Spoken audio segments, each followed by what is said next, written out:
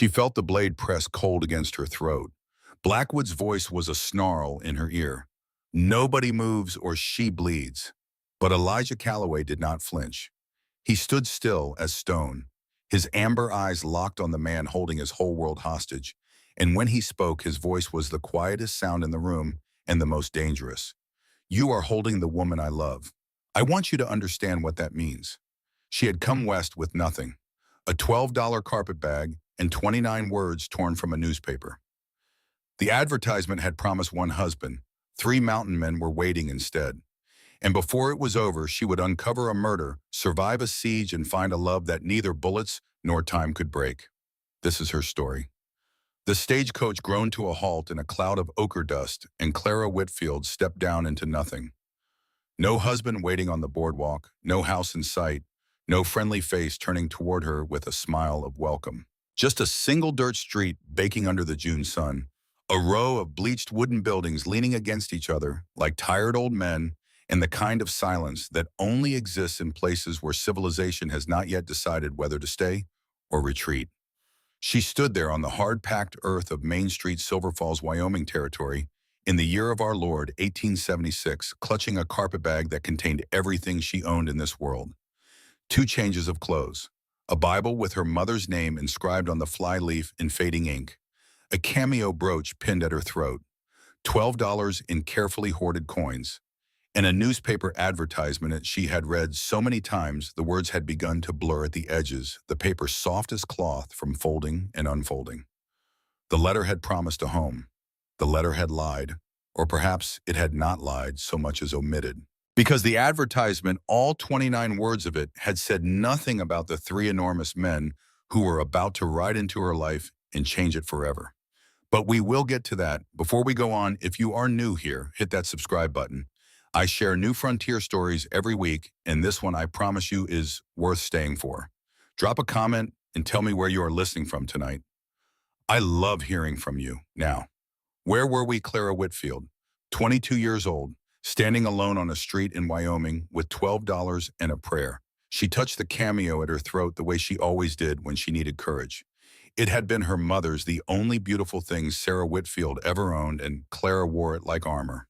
She could almost hear her mother's voice, thin and gentle, from the consumption that had taken her 2 years ago in that narrow Boston room that smelled of carbolic and grief. Your mind is the one thing no one can take from you, Clara. Sarah Whitfield had said that often, usually while her hands were raw from scrubbing other people's floors, usually while her back bent a little further from the labor that was slowly killing her. She had insisted Clara stay in school even when the coal ran out and dinner was bread soaked in broth. She had insisted because she believed with the fierce, quiet faith of women who have nothing else to give that education was the door to a different life. And Clara had walked through that door. She had become a governess for the Ashford family in Boston, one of the finest houses on Beacon Hill, and for 3 years she had taught their children with patience and skill and something close to joy. Then Frederick Ashford happened. She did not like to think about that night in the library, the smell of whiskey on his breath, his hand closing around her arm, his voice slippery with entitlement, telling her that a governess should be grateful for the attention of a man of his station. She remembered the porcelain vase she had thrown to break free the crash of it against the marble fireplace, the look on his face when he realized she would fight rather than submit, and then the lies, always the lies. Because in Boston, a wealthy man's word outweighed a penniless woman's testimony in every drawing room and every court. The Ashfords dismissed her without references. They spread rumors that clung to her name like smoke. Every door in the city closed one after another until Clara found herself standing at the harbor with nothing but her carpet bag and a newspaper page torn from the Boston Herald. Wanted, a respectable woman of good character for marriage and homemaking. Mountain Ranch, Wyoming territory. Honest work, clean living, faithful heart required. Reply to E. Calloway, Silver Falls, WT. 29 words. She had built an entire future on them. The exchange of letters had been brief, informal, almost terse. E. Calloway wrote the way a man hammers a nail, direct, purposeful, no wasted motion. He would provide a home. She would come west. Marriage would follow if both parties found the arrangement agreeable. Clara had appreciated the honesty of those letters. After Frederick Ashford's honeyed manipulations, plain speaking, felt like clean water after poison. She had imagined E. Calloway as a weathered rancher, perhaps 30 or 35, a quiet and decent, a man who needed a partner to share the burden of frontier life, a man who would respect her mind as well as her willingness to work. She had not imagined three of him. The sound reached her before the sight did. Hooves on packed earth, not one horse, but several coming from the north end of town at an easy lope. Clara turned toward the sound and watched as three riders emerged from the tree line beyond the last building, their silhouettes massive against the bright sky, and something inside her chest went very still. They were the largest men she had ever seen. All three of them sat well over 6 feet in the saddle, broad across the shoulders, built with the kind of raw physical power that comes not from vanity, but from years of splitting wood and hauling stone and wrestling cattle in mountain weather. They rode with the loose confidence of men born to horseback, their mounts equally large, as if smaller animals simply could not carry them. And they rode in formation, spaced evenly, moving as one unit the way men do when they have spent their whole lives reading each other's movements without words. The first to dismount was the tallest. He swung down from his horse with an ease that belied his size and stood on the street, and Clara had to tilt her head back to look at his face the way she might look up at a church steeple. He was perhaps 28, with dark brown hair that the sun had streaked with lighter threads, a square jaw shadowed by 2 days of stubble, and eyes the color of aged whiskey amber, and deep and startlingly intense. A small scar cut through his right eyebrow, a thin white line against tan skin. His hands, when he removed his hat, in a gesture of courtesy that struck Clara as almost comically incongruous with his size, were enormous and calloused, mapped it with the scars of honest labor. Old rope burns on his forearms, a faded mark across his left knuckles, permanent calluses that spoke of a man who had never once in his life shied from hard work. He wore no shirt beneath a dark leather vest. In the sheer physical reality of him, the broad chest, the powerful arms, the shoulders that could block a doorway, was overwhelming in a way that Clara's Boston education had given her no framework to process. Miss Whitfield. His voice was deep, quiet, carrying the careful formality of a man unused to conversation with strangers, the kind of voice that might go days without speaking more than necessary, and had grown comfortable with silence. Yes, I am Clara Whitfield. Are you Mr. Calloway, Elijah Calloway? Then he turned slightly, gesturing toward the two men flanking him. Equally tall, equally imposing, their amber eyes the same unusual shade, watching her with undisguised curiosity. These are my brothers, Silas. The one with chestnut brown hair grinned broadly, tipping his hat with theatrical flair. His features were similar to Elijah's. The same strong jaw and high cheekbones, but softened by an easy warmth that seemed to radiate from him like heat from a forge. A thin scar ran along his left forearm, and his knuckles showed evidence of more than a few brawls, but his smile was the kind that made you want to smile back even when you were afraid. And Jonah. The third brother nodded more quietly. He was built differently, still tall and strong, but leaner, with a rangy quality and auburn hair that caught the afternoon light. His eyes were a shade lighter than his brother's, more gold than amber, and they carried a thoughtful, observant quality. A pair of wire-rimmed spectacles caught the sun when he moved, and Clara noticed he seemed almost self-conscious about them, pushing them up his nose with a quick, habitual gesture. Clara stared at the three of them. Her mind raced through every letter she had received from E. Calloway, parsing each sentence for some mention, some hint, some smallest indication that she was corresponding with a household of three men rather than one. There was nothing. Not one word. Not one. I was not aware there were three of you, she said, and the words came out smaller than she intended. Elijah's jaw tightened, an almost imperceptible movement, but Clara was trained to read faces. She had spent years reading the Ashford children's moods, the subtle shifts that preceded tantrums or tears or laughter. She saw in Elijah Calloway's face something she had not expected: discomfort. Not cruelty, not deception, but the genuine awkwardness of a man who knows he has failed to communicate something important and is unsure how to make it right. The ranch is a large operation, he said. My brothers and I work together. We share the homestead. He paused. The advertisement was my doing, but the decision was collective. Collective, Clara repeated. The word felt foreign in her mouth.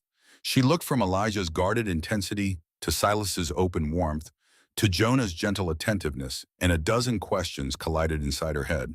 What exactly had she agreed to? What kind of arrangement was this?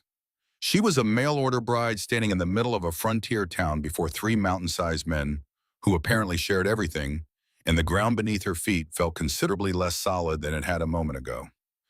Silas stepped forward, reading her distress with surprising perception for a man who looked like he settled most problems with his fists. Ma'am, I know this is not what you expected, and I reckon we owe you an explanation that is better given somewhere cooler and less public than the middle of Main Street. Our ranch is about 5 miles north up in the valley. Eli here will explain everything proper once we get there. But I want you to know right now you are safe with us. And if this arrangement does not suit you, we will put you right back on that stagecoach with enough money to get wherever you want to go. No one here is going to force anything. The sincerity in his voice was unmistakable. It was not the smooth reassurance of a man accustomed to persuading women. It was the blunt honesty of a man who says what he means because he has never bothered learning how to say anything else. Clara looked at each of them in turn. Elijah met her gaze with unflinching directness. Silas radiated warmth like a pot-bellied stove on a winter night. Jonah watched her with quiet hope, his spectacles glinting. She thought of Boston. She thought of Frederick Ashford's hand on her arm, the closed doors, the rumors, the long train ride west with nothing but 29 words and a prayer. She thought of her mother who had come from nothing and built something, and who would have said that fear was a poor reason to stop walking forward. I have come 3,000 miles, Mr. Calloway, Clara said, addressing all three of them. She lifted her chin, a gesture that surprised even herself with its steadiness. I believe I can manage 5 more. Something shifted in Elijah's expression. Not quite a smile, more like the easing of a weight as if a test had been passed that Clara did not know she was taking. He reached for her carpet bag, his hand pausing in midair. May I? She nodded and he lifted it as if it weighed nothing, securing it to his saddle with quick practice movements. Then he turned back to Clara, and for a moment the sheer difference in their heights created a kind of visual poetry. She barely reached his chest, the delicate and the powerful, the refined and the raw, standing together on a dusty frontier street at the edge of the known world. Can you ride not well, Clara admitted. Daisy is gentle, Jonah said, speaking for the first time. His voice was softer than his brother's, warmer, carrying the particular quality of a man who chooses his words with care because he values language too much to waste it. He led a pretty bay mare forward, dark eyes, calm and intelligent. She will take care of you. As Elijah lifted Clara onto the horse, his hands careful at her waist, his touch brief and respectful but warm, even through the fabric of her dress, Clara caught a glimpse of movement at the far end of the street. A large man stood in the doorway of the copper-crowned saloon, watching the scene with dark, calculating eyes. He did not smile. He did not wave. He did not acknowledge the new arrival in any customary way. He simply watched the way a hawk watches a mouse cross an open field. Clara could not see his face clearly at that distance, but something about the stillness of him, the patience of his observations, sent a thread of cold through her stomach that had nothing to do with the mountain air. As the four of them rode north out of town, Clara heard a fragment of conversation drift through the open window of the general store. A heavy voice, unfamiliar, speaking to someone inside. So the Calloway bride has arrived. Good, I have plans for her. The words followed Clara up the valley road like a shadow. The ride to the ranch took just under an hour, and Clara used every minute of it. She had always been an observer. It was the skill that had made her a good governess and a good teacher, the ability to watch and catalog and understand to read the story that people tell with their bodies when their mouths are saying something else entirely. Elijah rode ahead, his broad back a wall between Clara and whatever lay on the trail before them. He sat his horse with the same controlled power that characterized everything about him. Nothing wasted, nothing careless, every movement purposeful. Twice he turned to check on her progress, and each time his expression softened fractionally when he saw she was managing. He did not make conversation. Clara sensed this was not coldness, but simply the grain of the man, a nature that expressed itself through vigilance rather than words. Elijah Calloway. She was beginning to understand, said things with his hands and his attention that most men could not say with 1,000 words. Silas, by magnificent contrast, filled the ride with talk. He pointed out a family of mule deer grazing in a meadow, described the creek where he had caught a trout big as your arm last summer, and asked Clara about her journey west with what appeared to be genuine interest. He had a way of making the impossible feel manageable, of wrapping hard truths in easy humor, and Clara found herself smiling despite her anxieties. "You really came all the way from Boston?" Silas asked, genuine amazement in his voice. "I did. On a stagecoach. All that way trains for most of it. Stagecoach for the last portion." Silas whistled low and long. "That takes sand, ma'am. Real sand. Most folks out here came from somewhere closer." From beside her, Jonah spoke quietly. "It was perhaps the size of your hand, Silas." Clara looked at him confused. "The trout," Jonah clarified with the faintest trace of a smile. "He claims it was the size of an arm. It was the size of a hand, a small hand." Silas clutched his chest in theatrical offense. "You wound me, brother. In front of our guests, no less." Clara laughed. It came out before she could stop it, a genuine sound of amusement that surprised all four of them, herself most of all. She had not laughed, truly laughed, since before the night in the Ashford Library. Jonah's quiet correction, Silas's dramatic response. The ease of it, the warmth. It reminded her of something she had almost forgotten. This was what family sounded like. When Clara mentioned she had brought a Bible and hoped to find books in the territory, Jonah's entire face changed. The reserved, watchful quality vanished, replaced by an enthusiasm so bright it was nearly boyish. "We have a small library at the ranch," he said, and Clara heard in his voice the particular hunger of an intelligent mind starved for intellectual companionship. "Our mother collected books whenever she could. It is not much, perhaps 50 volumes, but there is Shakespeare and some Dickens and a few histories." Your mother was a reader. Something passed between the three brothers. A shared glance, quick and painful, like fingers brushing a wound that is never fully healed. "She was," Elijah said from ahead, and the two words carried the weight of an entire unspoken history. The ranch appeared as they crested a final rise, and Clara felt her breath catch. Not from fear this time, but from beauty. The homestead sat in a small valley cupped between forested mountain slopes, with a wide creek running through the lower pasture like a ribbon of silver in the late afternoon light. The main building was a substantial log cabin, clearly expanded over the years, from a simpler structure with a stone chimney that rose solid against the sky, a covered porch and glass windows that spoke of investment and intention. A large barn, a bunkhouse, a chicken coop, a fenced vegetable garden, showing careful rows of green and several corrals completed the picture.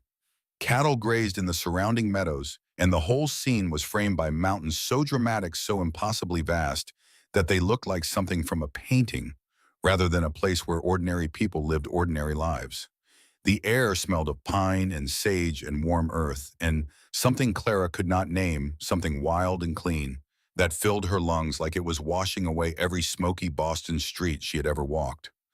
"This is home," Elijah said, dismounting and turning to help her down. His hands settled at her waist, steady and sure, and he held her a moment longer than strictly necessary as he set her on the ground, as if making certain she had found her balance before letting go. "It is not Boston," he added, and Clara heard in those words a complicated music part, apology part defiance part question. "No," Clara said. She looked at the wildflowers, the creek, the mountains painted gold by the lowering sun. "It is beautiful." Elijah's eyebrows rose. A small movement barely visible, but Clara caught it. This was not the response he had expected. Inside the cabin was larger than it appeared. A main room with a massive stone fireplace occupied the center. The hearth blackened from years of use, the mantel holding a few simple objects, a carved wooden horse, a tin photograph frame, a small vase of dried wildflowers that someone had placed there with care. The kitchen area featured a cast iron stove and a dining table built for men who took up space big enough to seat 8. 3 bedroom doors opened off a short hallway, and at the end a fourth door closed. "That was our mother's room," Jonah explained quietly, noticing Clara's curious glance. "We have kept it for you if you would like it. We cleaned it up and put fresh linens on the bed." Clara was touched by this. The gesture of giving her their mother's room spoke to something deeper than mere hospitality. It said, "You belong here in the place that mattered most to us." She thanked them sincerely, and Jonah carried her carpet bag to the room while Silas began preparing supper, and Elijah excused himself to check on the livestock, and Clara stood for a moment in the center of the main room, breathing in the smell of wood smoke and leather and pine, and tried to understand how a place she had never seen before could feel so immediately like the place she had been searching for. Margaret Calloway's room was simple and comfortable. A well-made bed with a patchwork quilt in shades of blue and cream, a chest of drawers, a washstand with a basin and pitcher of cool water, a small bookshelf holding perhaps a dozen volumes, and a window that looked out over the valley where the last light of day was painting the mountains in colors Clara had no names for golds, that melted into rose, that deepened into purple, that surrendered slowly to the vast star, scattered dark. On the nightstand sat a small framed sketch. A woman's face gentle and strong with the same high cheekbones and determined jaw that Clara had already learned to associate with the Calloway brothers. Margaret Calloway, the mother they clearly loved and still mourned.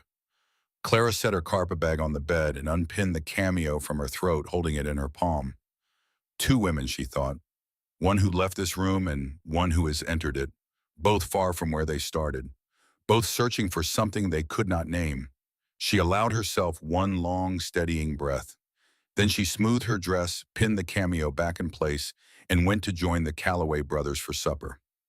The meal was an education. Silas had prepared venison stew with wild onions and herbs from the garden, accompanied by cornbread that was, Clara had to admit, genuinely excellent. They ate at the large table with Clara at one end, and the three brothers arranged around her, and the conversation that followed would establish the foundation upon which everything else in Clara's new life would be built. It was Elijah who spoke. He set down his fork, folded his hands on the table, and addressed Clara with the same direct, careful gravity he brought to everything. Our father, Thomas Calloway, built this ranch from nothing. He came west when he was young before the war and placed an advertisement in the newspapers for a wife. Our mother, Margaret, answered that advertisement from Virginia. She was a mail-order bride herself, same as you. They built this place together. When the war came, father went to fight in Tennessee and Georgia, and mother held the ranch alone. He came home and they kept building. But when mother died, he paused, and the pause was heavy loaded with years of grief compressed into silence. About 10 years ago now, father raised us alone. He passed 2 years ago. His heart gave out during a blizzard. I am sorry, Clara said softly. Elijah nodded, accepting the condolence without dwelling on it. 3 men can run a ranch, but they cannot make a home. That is what our mother always said.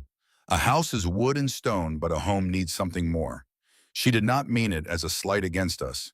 She meant that something is missing here, something important. We talked about it for a long time, Silas added. His usual levity was gone, replaced by an earnestness that made him look younger, more vulnerable. Placing the advertisement was Eli's idea, but we all agreed. The arrangement is this. You would be Eli's wife legally and properly. He is the eldest, and the ranch is in his name. But you would be family to all of us. We would all provide for you, protect you, respect you. This is a household, Miss Whitfield, not anything improper. Jonah leaned forward. It is important you understand that. Our mother raised us to honor women. Whatever doubts you may have about this arrangement, impropriety should not be among them. Clara looked at each of them in turn. Elijah met her gaze with unflinching honesty. Silas radiated sincerity. Jonah watched her with quiet hope. And Clara, who had learned in the Ashford household to distinguish between men who said honorable things and men who meant them, saw in all 3 faces something she had almost stopped believing existed: genuine decency. I understand, she said, and she did. The frontier was full of such arrangements where isolation and necessity created family structures that would raise eyebrows in Boston drawing rooms, but served a genuine human need for community and companionship. The key question was not the arrangement itself, but the character of the men offering it. I have one condition, Clara continued, and all 3 brothers stiffened slightly, bracing for rejection. I will earn my place here. I did not come west to be kept. I came to build a life. If I stay, I work. Around the ranch and in the town, if there is need. I notice Silver Falls does not seem to have a school teacher. Elijah and Silas exchanged a glance. Jonah's eyes lit up. There has been talk of starting a school, Jonah said. The town council allocated funds for it over a year ago, but somehow the money never materialized. The money went into Jasper Blackwood's pocket, Silas muttered, and the temperature in the room dropped several degrees. Who is Jasper Blackwood? Clara asked, though some instinct told her she already knew. The large man in the saloon doorway, the dark calculating eyes, the heavy voice saying he had plans for her. What followed was Clara's introduction to the shadow that hung over Silver Falls. The brothers spoke in careful, measured terms, taking turns the way men do when describing a danger they have lived with so long it has become part of the landscape. Blackwood owned the Copper Crown Saloon. He served as town treasurer, a position he had essentially given himself. He employed a network of hired men who enforced his will with fists and threats and occasional gunfire. His influence touched everything: the general store, the livery stable, the prices charged for grain and tools and whiskey. The few people in Silver Falls who recognized his corruption were too afraid to speak, and the law was 50 miles away, in Clearwater stretched thin across a territory the size of some eastern states. "Why has no one done anything?" Clara asked, and the question carried the particular frustration of a person who believes problems exist to be solved. "Because the last man who tried ended up beaten half to death and run out of the territory," Elijah replied. "Blackwood has money muscle and a talent for making examples of anyone who opposes him. And the nearest marshal in Clearwater, 50 miles east. He covers a jurisdiction bigger than most states back east. By the time word reaches him, whatever has happened is old news, and Blackwood has had time to arrange the evidence in his favor." Clara absorbed this, her mind already turning. She was not naive enough to think she could single-handedly reform a corrupt frontier town, but she was stubborn enough to believe that wrong should not go unchallenged simply because it was powerful. "I would like to teach," she said. "If the school funds exist even on paper, then there is a claim to be made. And children deserve education regardless of who controls the town treasury. If you challenge Blackwood about those funds," Elijah said, and his voice carried a note of warning that Clara would learn to recognize: the voice of a man who has calculated risks and found them significant, "you will be making an enemy. He does not take kindly to being questioned, especially not by women." "Then he and I have something in common," Clara replied, and her chin lifted again, that small, fierce gesture of defiance that she did not plan and could not suppress. "I do not take kindly to children being robbed of their futures." Something happened in Elijah's amber eyes. A flicker, a spark, the first crack in his carefully maintained reserve. It lasted only a moment, but Clara saw it, and he knew she saw it, and neither of them looked away. Silas let out a low whistle. "Well," he said, leaning back in his chair with a slow grin spreading across his face, "I believe the Calloway household just got a good deal more interesting." That night, alone in Margaret Calloway's room, Clara sat on the edge of the bed and let the events of the day wash over her. The stagecoach, the dust, 3 men where she expected one, the valley, the mountains, the cabin that smelled of wood smoke and pine, Elijah's guarded eyes, Silas's open grin, Jonah's gentle intelligence. She opened the cameo and looked at the tiny portrait inside her mother's face in miniature, painted before poverty and illness had taken their toll. "I am here," Mama Clara whispered. "I do not know yet if this is right, but it does not feel wrong." She closed the cameo and placed it on the nightstand beside the sketch of Margaret Calloway. 2 women, one who had built this place and one who might yet carry it forward. Both mail-order brides, both brave enough to answer an advertisement and step into the unknown. Through the window, the Wyoming sky blazed with more stars than Clara had ever imagined possible, thick and bright and endless, scattered across the dark like spilled diamonds on black velvet. The sound of the creek reached her faintly, a constant, gentle murmur that would become as familiar as her own heartbeat in the weeks and months to come. And somewhere in the main room, she heard the quiet sounds of Elijah banking the fire for the night. His movements careful and deliberate even in this small domestic task. And she thought he tends everything the way he tends that fire. With patience, with attention, with the steady, unshakable commitment of a man who understands that the things worth having are the things you build slowly, carefully, one day at a time. She lay down on Margaret Calloway's bed, pulled the patchwork quilt to her chin, and closed her eyes. She did not know what tomorrow would bring. She did not know whether she would stay or go, whether this arrangement was salvation or folly, whether the 3 Calloway brothers would prove to be the honest men they appeared or something else entirely. But she knew one thing. For the first time since Frederick Ashford's hand had closed around her arm in that Boston library, Clara Whitfield was not afraid.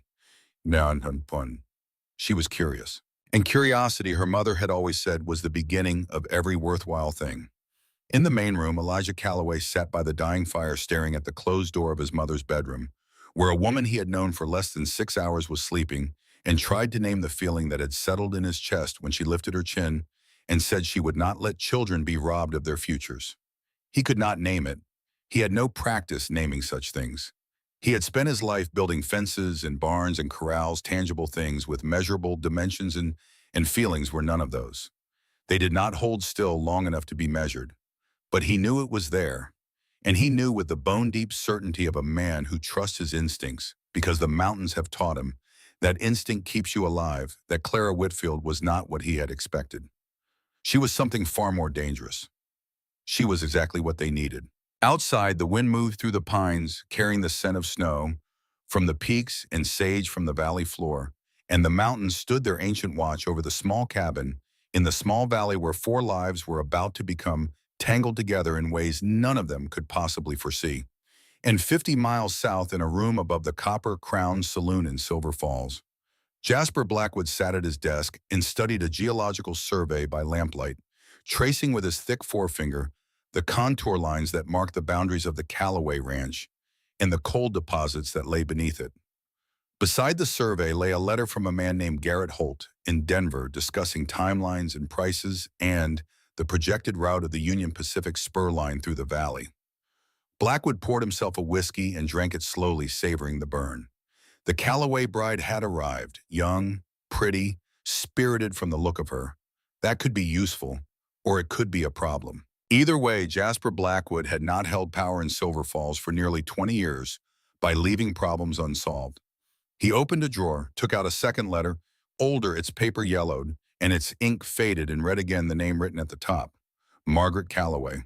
He folded the letter carefully and placed it back in the drawer, and the lamplight caught his face as he smiled, and the smile did not reach his eyes, and the shadows in the room grew longer. And somewhere in the mountains, a wolf began to howl. The first morning came faster than Clara expected. She woke to a sound she did not recognize, a steady rhythmic impact that echoed across the valley like a distant heartbeat. It took her several seconds to place it, the sound of an axe striking wood. She rose from Margaret Callaway's bed, smoothed her wrinkled traveling dress, and opened the bedroom door to find the main room already alive with warmth and purpose. The fire was burning low and steady in the stone hearth, the kind of fire that spoke of someone who understood wood and flame and knew the difference between a blaze that impresses and a fire that lasts. Coffee was already brewed in a cast-iron pot on the stove, steam curling from its spout in a thin, fragrant ribbon. The room smelled of wood smoke and coffee and something else, something clean and resinous that Clara would later learn to identify as pine pitch, used to seal the gaps between the cabin logs against the cold. Elijah sat at the table. Before him lay a square of oiled cloth, and on the cloth, disassembled into its component parts with surgical precision, a Winchester rifle. He was cleaning each piece with methodical care, a small rag dipped in gun oil moving along the barrel, with the slow, deliberate attention of a man who considers maintenance a form of devotion. His hands, those enormous calloused hands, moved over the delicate mechanisms with a dexterity that seemed impossible for their size. The trigger assembly, the spring, the firing pin. Each piece examined, oiled, and set back in its place like a word in a sentence that would not be complete until every element was accounted for. "Good morning," Clara said from the doorway. "Morning," Elijah replied. He did not look up. His fingers continued their work, steady and sure. Then, after a pause exactly long enough to suggest he had been aware of her presence before she spoke, "Coffee is hot." 2 words, an offering disguised as information. Clara was beginning to understand that Elijah Callaway communicated the way telegraph operators communicated, in brief transmissions that carried more meaning than their length suggested. She poured herself coffee in a tin cup and sat across from him, and they shared their first morning in a silence that should have been uncomfortable but was not. The axe sound continued outside, steady as a clock. Through the window, Clara could see Silas splitting firewood near the barn, each stroke precise and powerful, the wood parting cleanly under his blade. Further out, Jonah was leading horses to the creek, his lean frame silhouetted against the early light, one hand resting on the neck of a big gray gelding that followed him like a dog. Over the days that followed, Clara learned the rhythms of the Callaway Ranch, the way a musician learns a new piece of music one measure at a time, until the melody becomes as natural as breathing. She learned that Elijah rose before dawn every morning, without exception, and that by the time anyone else was awake, he had already checked the livestock. inspected the fence lines closest to the cabin, and built the fire. She learned that he drank his coffee, black and strong, and standing up as if sitting down to enjoy it was a luxury he could not justify. She learned that he moved through the world with a quiet, relentless competence that left no task unfinished and no detail overlooked, and that the few words he spoke carried the weight of careful thought. She learned that Silas was the fire of the household, passionate and combustible, quick to laugh and equally quick to anger, with a heart so large it barely fit inside his massive frame. He cooked with flair and teased with affection and could charm a bird out of a tree if he set his mind to it. He taught Clara to saddle her own horse one golden afternoon, standing close enough that she could feel the warmth radiating from him, his rough hands guiding hers over the leather straps, with a patience that contradicted his impulsive nature. The belly strap needs to be tight enough that the saddle will not roll when you mount. Silas explained, his voice close and easy, but loose enough that Daisy here can breathe comfortable. Find the balance. He spoke to the horse before touching her always, his big hand stroking along Daisy's neck, with a gentleness that told Clara more about the man than any number of words could. She learned that Jonah was the quiet soul, the thinker, the one who kept a journal and could recite poetry while branding cattle.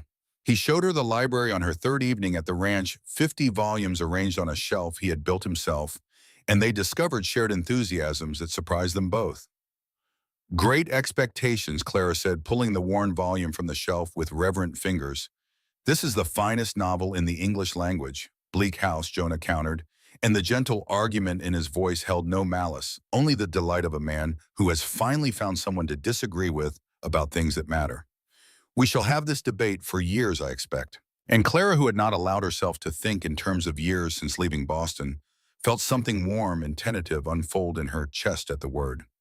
She learned the sounds of the ranch, the creek running through the lower pasture, not a dramatic rush, but a constant, gentle murmur, the voice of the valley itself. The rhythmic thud of Elijah's axe, the lowing of cattle at dusk, the wind through the pines that Jonah called the breathing of the mountain, the pop and hiss of the fire at night, the coyotes singing on the ridgeline under the stars, a sound that frightened Clara at first and gradually became as familiar as a lullaby.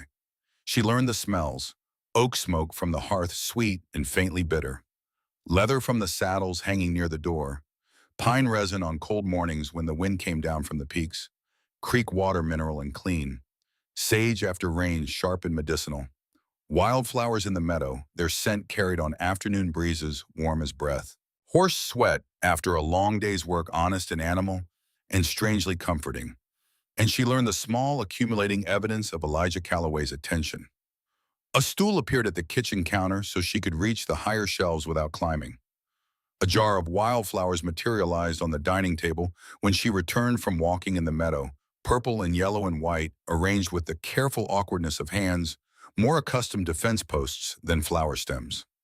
A warm blanket was folded on the porch chair, where she liked to sit in the evenings, placed there by someone who had noticed where she sat and how the mountain air turned cold after sundown. Elijah never mentioned these things, never drew attention to them, seemed almost uncomfortable when Clara thanked him. But they appeared with the reliability of sunrise, each one a sentence in a language he was inventing as he went, a language of provision and attention and care that required no words and permitted no misunderstanding. On Clara's third day at the ranch, Walt Briggs rode in from the upper pastures. He was a man of 55, weathered down to wire and leather, with silver hair under a sweat-stained hat and eyes that missed nothing. He had fought alongside Thomas Calloway in Tennessee and Georgia during the war, had followed him west afterward, and had been part of the Calloway Ranch since its first fence post was driven into the Wyoming earth. He was foreman, a surrogate uncle, living history, and the closest thing the three brothers had to a father since Thomas died. Walt dismounted slowly, his left leg stiff from an old war wound that ached when the weather changed, and surveyed the cabin with the shrewd assessment of a man who has survived decades of frontier living by accurately reading people and situations. He saw the fresh curtains at the windows, the kitchen reorganized with practical efficiency, the faint scent of baking bread replacing the usual smell of leather and boot polish. And he saw Clara standing on the porch with her honey blonde hair catching the afternoon light, and something in his weathered face softened. He found her alone in the kitchen the following day, kneading bread dough on the flour-dusted table. You have had trouble, Walt said. It was not a question. Clara met his eyes. She had learned in her governess years to recognize men who asked questions they already knew the answers to, and she respected Walt enough to match his directness. I have. Running from it, walking towards something better. There is a difference. Walt nodded and the ghost of a smile crossed his face. Margaret, the boy's mother, she said something almost exactly like that when she first arrived. I am not running from anything, Walter. I am walking toward my life. He was quiet for a moment. She was a good woman. Best I ever knew. How did she die? The question came out before Clara could consider whether it was appropriate. The brothers spoke of their mother's death only in fragments, always with the guarded grief of people who have not fully processed their loss. And Clara's instinct told her that the full story mattered. Riding accident, Walt said. His voice was steady, but his eyes told a different story. Horse spooked on the mountain trail above the north pasture. She fell. Broke her neck. He paused. That is the official account. Clara waited. She could feel the weight of what was coming, the way you feel a storm approaching before the first thunder. And the unofficial account, Walt's eyes met hers, and in them, Clara saw something that had been burning for nearly 10 years without oxygen or outlet. Margaret Calloway was the finest horsewoman in the territory, he said quietly. She rode that trail every week for years. Her horse was steady as granite. And 2 days before she died, she told me she had a visitor, a man from town who wanted to buy the ranch's mineral rights. She refused him. She was upset, frightened, even though Margaret did not frighten easy. Who was the man? The ice forming in Clara's stomach told her the answer before Walt spoke it. Jasper Blackwood. The name hung between them like gun smoke. Clara looked toward the window, toward the mountains where a woman had fallen and died in what might not have been an accident, and she felt the story she had walked into expanding around her, deeper and darker and more dangerous than a dispute over school funds. Do the brothers know? They know I have my doubts. But doubts are not proof. And accusing Jasper Blackwood of murder without proof is a death sentence in Silver Falls. Clara nodded, understanding the terrible weight of knowledge without power. But she also understood something else. She had been drawn into a story that began long before her arrival, and the same man who may have killed the brother's mother now had plans for their new bride. That evening, alone in her room, Clara opened Margaret Calloway's journal. Jonah had shown it to her the night before, handling the worn leather volume with the reverence of a man holding scripture. Their mother had written in it during her early years at the ranch, documenting the daily challenges and quiet triumphs of frontier life with a sharp eye and an expressive hand. Clara read about the first winter, the loneliness, the slowly growing love between Margaret and Thomas. She read about the births of 3 sons and the joy that illuminated every word. And then she reached the end. Or rather, the place where the end should have been. Several pages had been torn out. The jagged edges of paper showed where they had been ripped, not carefully removed, but yanked free in haste. The entries stopped mid-sentence, approximately 2 weeks before the date Jonah said their mother had died. The last complete words Margaret Calloway ever wrote: today, a man came to the ranch. He wanted, and then nothing. Blank pages. Silence. Clara closed the journal and held it against her chest, and the questions it raised burned in her mind like embers. The following weeks passed in a rhythm that Clara came to treasure, even as the shadow of Blackwood grew longer. She began teaching. Emmett Parker was her first student, a bright-eyed 10-year-old boy with his sister Nell's blonde hair and a hunger for knowledge that reminded Clara painfully of herself at that age. He rode out from town 3 times a week, accompanied by Nell, a pretty girl of 19 with wary eyes and a toughness that belied her youth. Within a week, the Henderson twins joined a boy and girl of 8, whose mother rode an hour each way to deliver them. Clara taught in the cabin's main room, transforming the dining table into a desk and using Jonah's books as her curriculum. She discovered in herself a passion for teaching that transcended duty, a genuine joy in watching understanding dawn in a child's face, like sunrise over the eastern ridge. Emmett Parker flourished under her attention, revealing an intellect that was eager and sharp and desperate for nourishment. One afternoon, as Clara was reading aloud with Emmett from a primer, she noticed Jonah standing in the doorway, his mending forgotten in his hands. He was watching her teach with an expression she could not quite decipher. Later, when the children had gone, he told her, "You sound like her, like our mother, when she used to read to us before bed. The same patience, the same warmth. He pushed his spectacles up his nose, a habitual gesture that Clara had come to find endearing. She would have liked you, Clara, and Clara, who had steeled herself against sentiment for 2 years, felt her eyes sting. Meanwhile, the unspoken thing between Clara and Elijah grew. It grew in the small courtesies that accumulated like snowfall, each one barely noticeable, alone but building day by day into something substantial. A stool at the counter, her coffee poured and waiting before she woke. A loose board on the porch step repaired before she could trip on it. A lantern hung outside her window so the path to the outhouse would be lit after dark. It grew in the looks that lasted a fraction of a second too long. Elijah checking on her during supper, his amber eyes finding hers across the table and holding before he glanced away. Clara watching him work through the window, the play of muscle under sun-browned skin as he swung the axe and turning quickly when he sensed her gaze. It grew in the accidental contacts that sent electricity through them both, his hand steadying her elbow when she stumbled on a root, her fingers brushing his as she passed him a cup of coffee, the brief warmth of skin on skin over hot tin. The moment he lifted her down from Daisy's saddle and his hands lingered at her waist, 1 heartbeat, 2 heartbeats, 3, before he set her gently on the ground and stepped back as if the contact had burned him.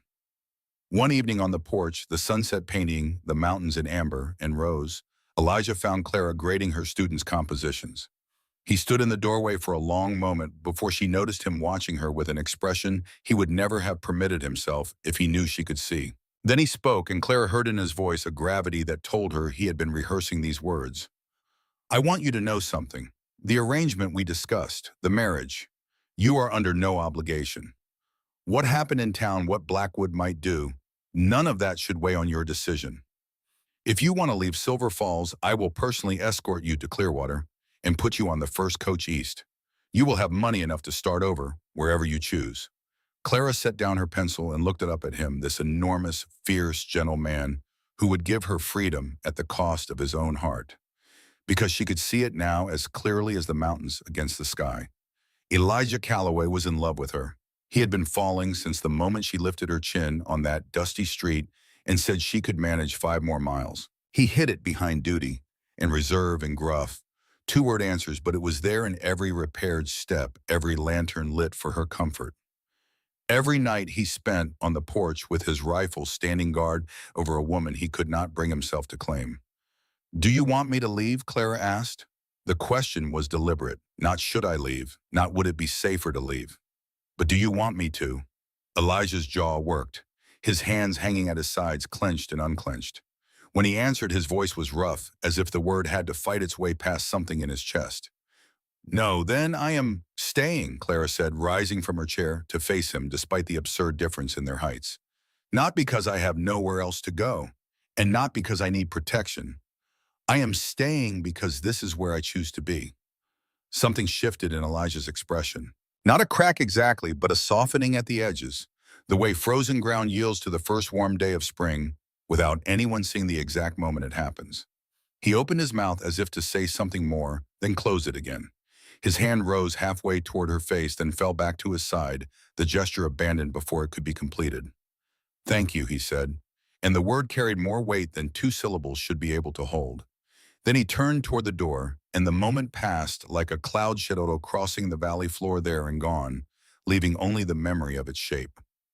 We should discuss the plan for Saturday, he said, and his voice was steady again. Blackwood holds a poker game at the Saloon every Saturday night. I think it is time we had a closer look at those missing school funds. But Clara saw something lingering in his amber eyes, something he had not quite managed to bank down, and she carried the sight of it with her like a lantern against the dark. 2 weeks after her arrival, Clara rode into Silver Falls with Jonah to attend the monthly town council meeting. She intended to formally request the disbursement of the school funds. The meeting was held in the back room of the Copper Crown Saloon, which served as the unofficial town hall. Blackwood presided with the ease of a man who controlled every chair in the room. He listened to Clara's request with theatrical patience, then produced a ledger, the town's official financial record, and showed her the relevant entries. Clara leaned forward and examined the numbers. Her education had included thorough arithmetic, and her years managing the Ashford household accounts had taught her to spot discrepancies the way a hunter spots tracks. What she saw made her blood run cold. The disbursement column did not match the receipts. Money that was supposedly spent on supplies had no corresponding purchase records. And it was not just the school fund. Every account in the ledger showed the same pattern. Allocations that did not match disbursements. Expenses without receipts. A systematic siphoning of public money so brazen it was almost contemptuous. "These numbers are incorrect," Clara said, and the room went very still. She had crossed a line she could not uncross. She had publicly challenged Jasper Blackwood's integrity, and in a town where his word was law, this was an act of war. She did not realize how quickly the consequences would come. 3 days later, Clara returned to town alone against Elijah's wishes, her stubborn independence overruling his concern. She was halfway down the boardwalk after posting a letter at the general store when rough hands seized her arms from behind. Two of Blackwood's hired men, hard-faced drifters with dead eyes and the casual cruelty of men who hurt people for money. They dragged her backward toward the saloon doors, her heels scraping furrows in the dirt. Clara fought. She dug in her heels and twisted and cried out, and her honey blonde hair tumbled from its careful arrangement, and the cameo brooch at her throat popped free and fell into the dust, her mother's last gift lying in the dirt of a frontier street. "Time you had that private discussion with Mr. Blackwood," one of the men grunted. "Someone help me," Clara called, but the townspeople averted their eyes, stepped into doorways, found pressing business elsewhere. Blackwood's shadow lay over Silver Falls like a suffocating blanket, and no one would risk his wrath for a woman they barely knew. No one except the three men who came thundering down Main Street like the wrath of God on horseback. Clara heard them before she saw them. The pounding of hooves, the dust rising in a cloud, and then Elijah's voice cutting through the afternoon heat like a rifle shot. "Blackwood, take your hands off her. Now." He dismounted before his horse had fully stopped hitting the ground in a cloud of dust, and behind him Silas and Jonah landed simultaneously, three mountain-sized men forming a wall of muscle and fury between Clara and the men who held her. Blackwood stepped out of the saloon flanked by more of his men, his face twisted into a mocking grin. "The lady and I have business, Calloway. This does not concern you." "Everything about her concerns me," Elijah said, and the words carried a weight that transcended the moment, a declaration that both he and Clara would remember long after the dust settled. "She concerns all of us," Silas added, and his usual grin was gone, replaced by something that made even the hired men take a step back. What happened next was brief and brutal and beautiful in the way that courage is always beautiful even when it is messy. Silas moved first.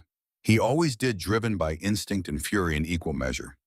He crossed the distance to the nearest hired man in 2 strides and hit him with a punch that lifted the man clean off his feet.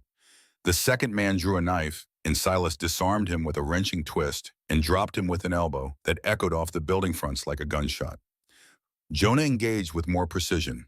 He sidestepped, redirected, used his attacker's momentum against them with the analytical efficiency of a man who fights with his mind as much as his body. 2 men came at him and 2 men went down. And Elijah walked through the chaos the way a plow walks through soil. A punch struck him in the jaw, and he absorbed it without breaking stride, answering with a single devastating blow that dropped his attacker like a felled tree. A man came at him with a club, and Elijah caught it mid-swing, wrenched it away, and sent the man skidding backward through the dirt with an open palm strike to the chest. But during the fight, Blackwood seized his chance. He grabbed Clara himself, thick fingers closing around her arm with bruising force, and dragged her through the saloon doors. Inside, the piano fell silent. Conversations died. The acrid fog of cheap whiskey and cigar smoke closed around Clara like a mist or a fist. "Your protectors cannot save you forever," Miss Whitfield Blackwood hissed, pulling her toward the back stairs. Clara drove her heel down onto his instep with all her weight. When his grip loosened, she tore free and grabbed a whiskey bottle from the nearest table, holding it before her like a weapon. "Stay away from me." The saloon doors crashed open. Elijah stood in the entrance chest, heaving knuckles. Bloody amber eyes locked on Blackwood with an intensity that made even the saloon owner retreat a step. Silas and Jonah appeared behind him, battered but unbroken, blocking every exit. Blackwood reached beneath the bar for a hidden shotgun. Silas was faster. He vaulted the bar and slammed the weapon upward, and the blast tore a hole in the ceiling, raining plaster and splinters down on the ducking crowd. In the ringing silence that followed, Elijah crossed the floor in 3 strides and swept Clara into his arms. She weighed nothing against his strength, and she wrapped her arms around his neck without hesitation, pressing her face into his shoulder. He smelled of sweat and leather and pine, and Clara felt impossibly safer than she had felt in years. "I have got you," Elijah said, his voice rough against her hair. "You are safe now." Silas and Jonah formed a protective escort as Elijah carried Clara through the wrecked saloon and into the street. No one tried to stop them. Blackwood's men were scattered across the floor, nursing injuries and reconsidering their life choices. As they passed through the swinging doors, Clara saw something on the floor. A folded letter fallen from Blackwood's pocket during the struggle. It lay in the sawdust, partially open, and Clara could read just enough to make out 2 words that stopped her heart. Margaret Calloway. Without thinking, she reached down from Elijah's arms and snatched the letter before anyone noticed.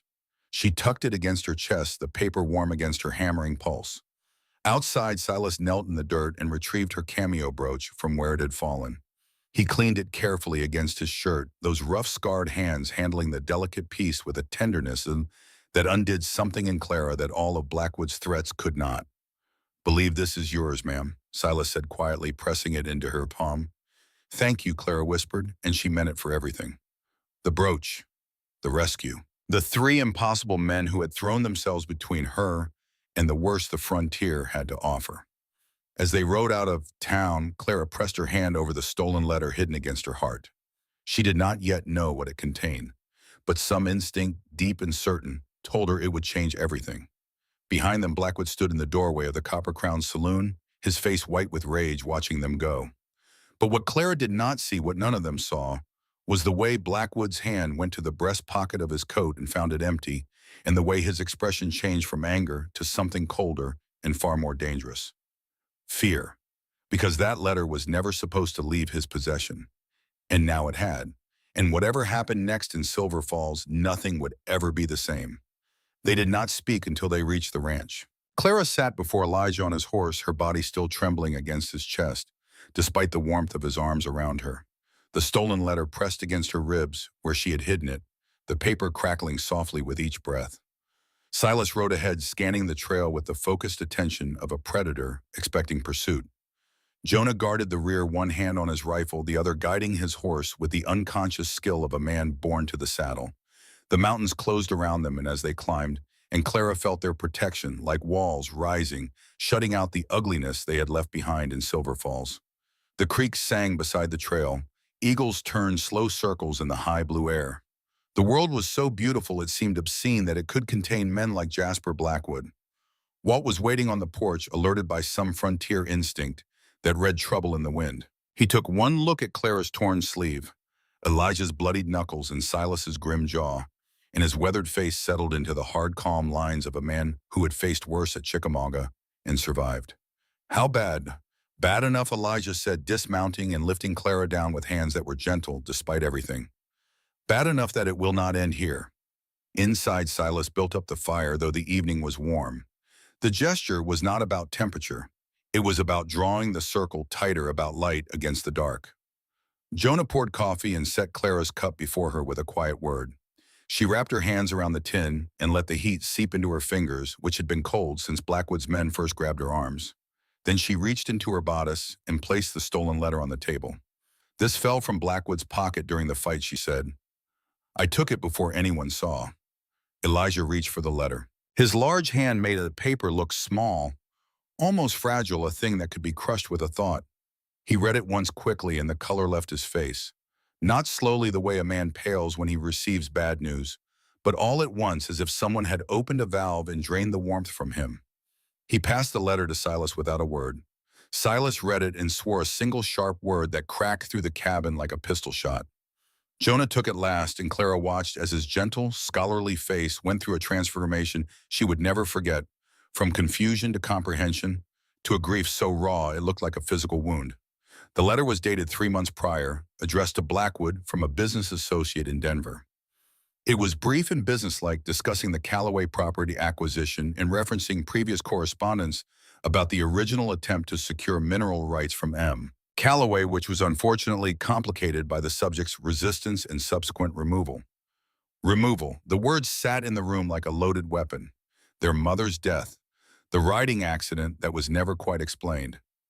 Reframed in the cold transactional language of a business deal. He killed her, Silas said, and his voice shook with a rage that Clara could feel radiating from him like heat from a blacksmith's forge. He killed our mother. We do not know that for certain from this letter alone, Jonah said. But his voice was hollow, his insistence on evidence warring with the terrible conviction forming behind his eyes. Elijah said nothing. He stood very still, his hands flat on the table, his amber eyes fixed on the letter with an expression that Clara would carry in her memory for the rest of her life.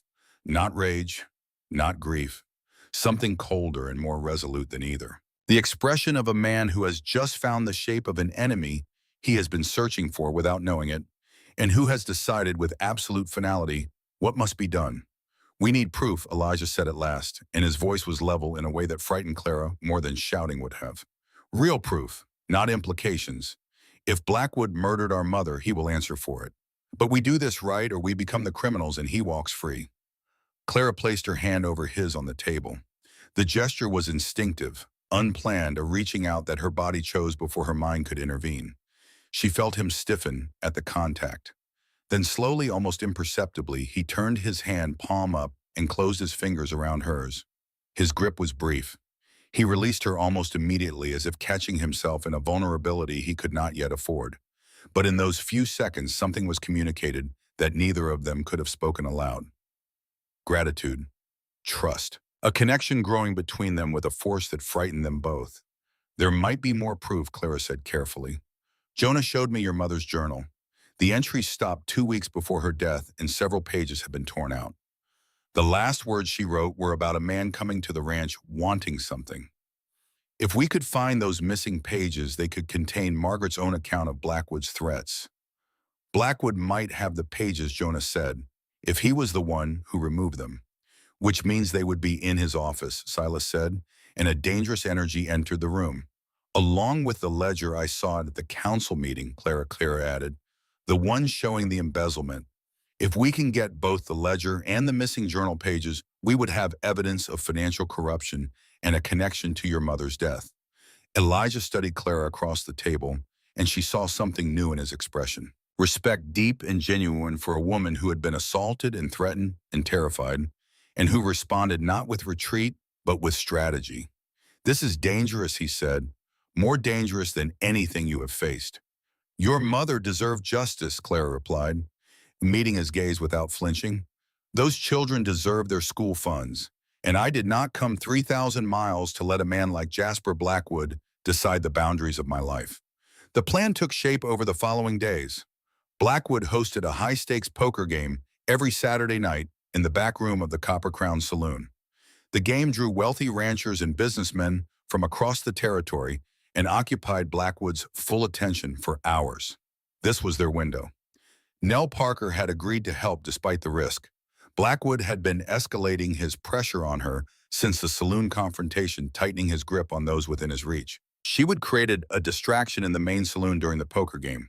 While the room's attention was diverted, Clara and Elijah would enter through the back door and search Blackwood's office. Silas and Jonah would position themselves outside Silas, covering the back alley, Jonah watching the front, ready to intervene if anything went wrong. Saturday arrived with agonizing slowness. The day was spent in a state of heightened awareness that made every mundane task feel surreal.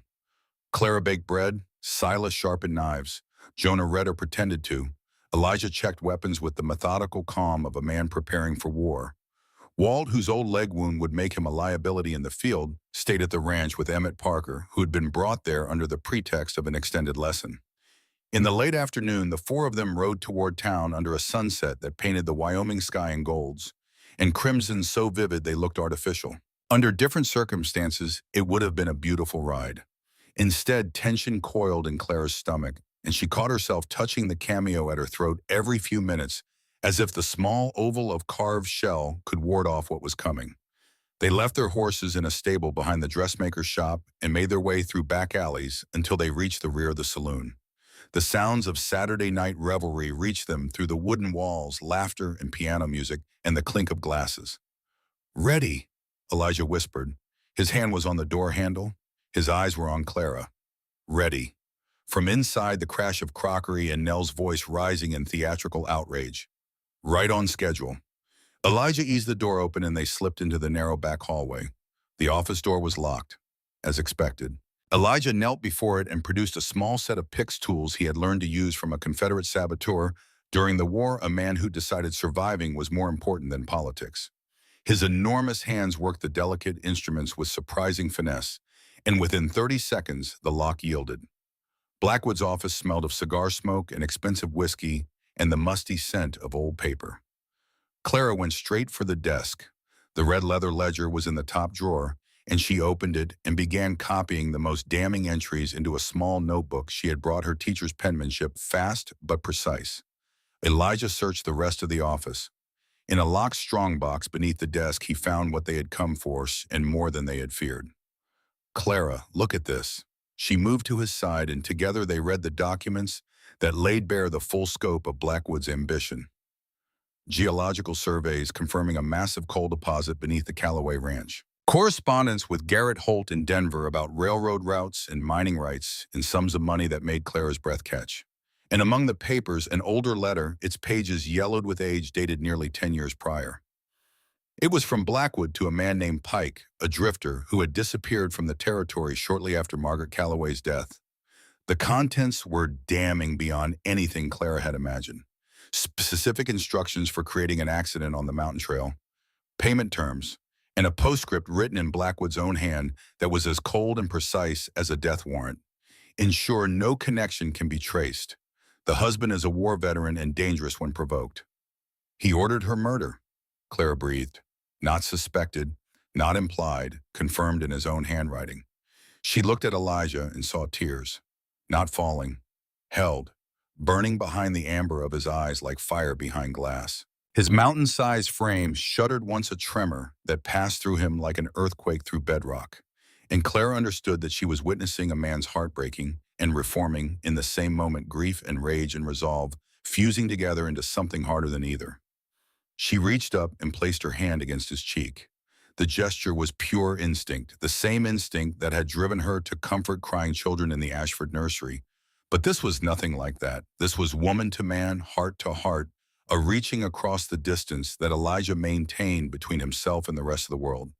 He closed his eyes at the contact, and for one vulnerable, extraordinary moment, he turned his face into her palm, allowing himself to be comforted. Then the moment passed.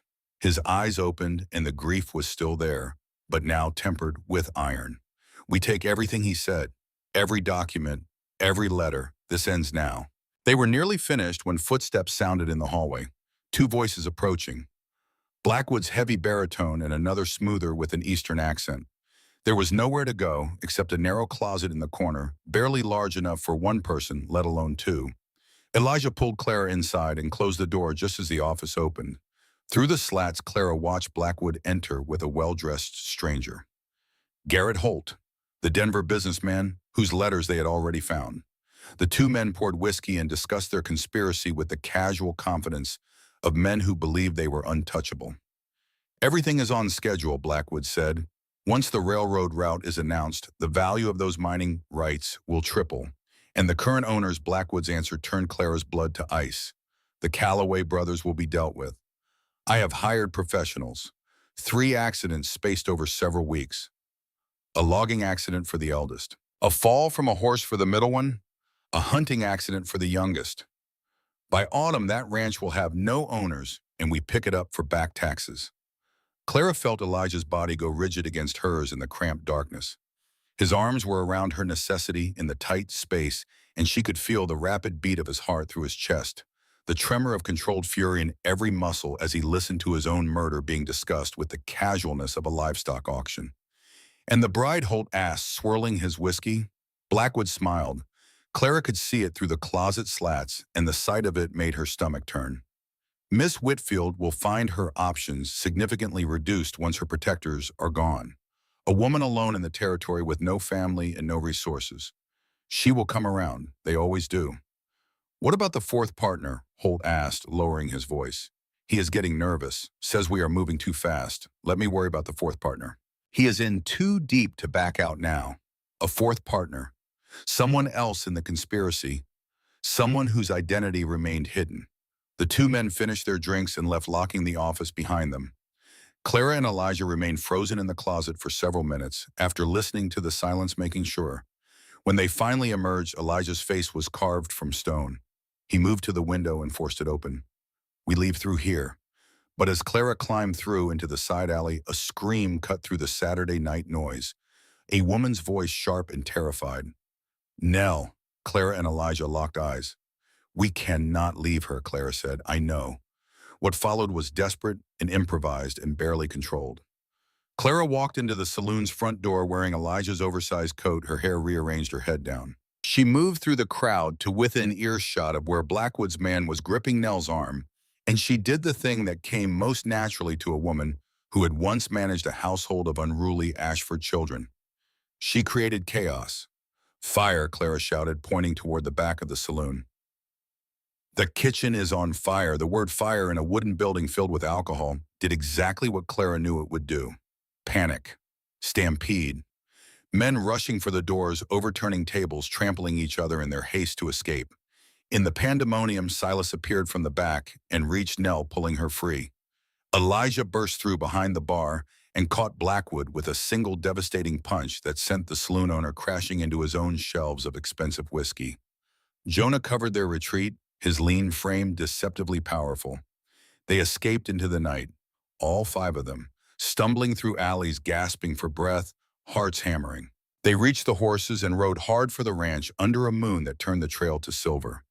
Clara leaned against Elijah's chest as they rode, feeling his heartbeat gradually slow from combat speed to something closer to normal. The mountains rose around them, dark and massive, indifferent to human drama, but offering in their permanence a kind of comfort. "You were supposed to be in and out in 2 minutes," Elijah said, his voice low against her hair. "It took slightly longer than planned. You terrified me." The admission was so raw, so uncharacteristic of this man who showed the world nothing but strength, that Clara felt tears prick her eyes. She did not respond with words. She reached up and laid her hand over his where it held the reins and felt his fingers tighten around hers. At the ranch, the stolen evidence was spread across the dining table like a map of corruption. The copied ledger entries, the property documents, the letter ordering Margaret Calloway's murder, the overheard assassination plot. Walt went still as stone. Nell wept. Silas paced like a caged wolf. Jonah sat with his head in his hands. And then in the quiet that followed the revelations, with lamplight flickering across the table and the night pressing against the windows, Elijah and Clara found themselves alone. The others had dispersed. Walt to the first watch on the porch, Silas to check the perimeter, Jonah to settle Nell and the children in the bedroom, and Clara had come to the main room for water and found Elijah sitting at the table cleaning his revolver by the light of a single lamp, his hands performing the familiar ritual while his mind worked through calculations she could only guess at. "Why did you really help me that day at the saloon?" Clara asked, sitting across from him. "Not the first day, the day they grabbed me. You could have let it go. It was not your fight." Elijah was quiet for a long time. The fire popped. The wind pressed against the cabin walls. Outside, a coyote called from the ridgeline, distant and lonesome.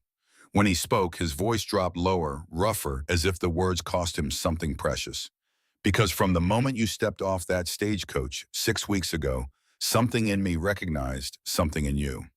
He looked down at his hands, those scarred and calloused monuments to years of labor. "I watched you build a life here, saw how you cared for those children, how you stood your ground even when things got difficult.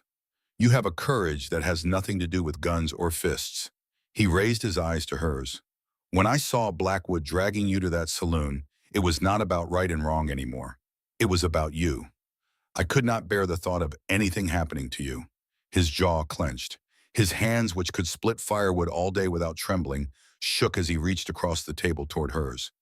"I did not expect you, Clara, but I am not letting you go." Neither spoke. The fire crackled. The lamp flame swayed, and in that silence, something shifted between them that could never shift back.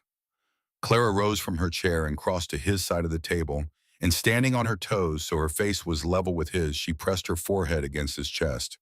For the first time, his arms closed around her completely, and he held her the way a man holds something he has been afraid to want, tightly enough that she could feel his heartbeat against her cheek, gently enough that she knew he would let go the instant she asked. She did not ask. "This is where you belong," Elijah said against her hair. "Right here." And Clara, who had spent her whole life searching for a place that felt like home, closed her eyes and believed him. The peace lasted less than 3 hours.